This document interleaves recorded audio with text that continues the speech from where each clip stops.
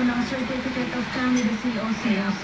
At sa dami Tingnan nyo ang kalokohan ng pamangkin ko. ang legalidad ng kandidatura ni Estrada, baka maunahan para Enjoy na enjoy siya.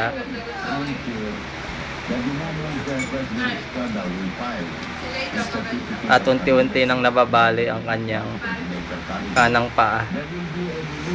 Ano ang feeling?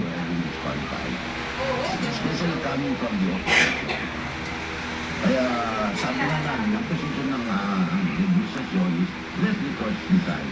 And in the final analysis, let the people decide. Isa kasi sa Ganda, oh. posibleng going ground ng administrasyon ang hindi pagsunod ni An? Estrada sa An, provisional yes. pardon na ibinigay ni Ano kaya magandang tawagan na? 2007 Bro. na hindi ito kakandidato sa pampublikong Bro. posisyon. Hoy bro. Para kay Delio, mas matimbang ang basehan ng paglabas sa provisyon ng konstitusyon. Ayun oh. Wala lang. Nag-enjoy pa rin siya oh. Ng kandidato ng reeleksyon kaysa paglabas sa provisyon ng pardon. Ayun na. Oh, makakanta pa oh. Your organization is going to be ahead of this government to file cases against the party case against the former president.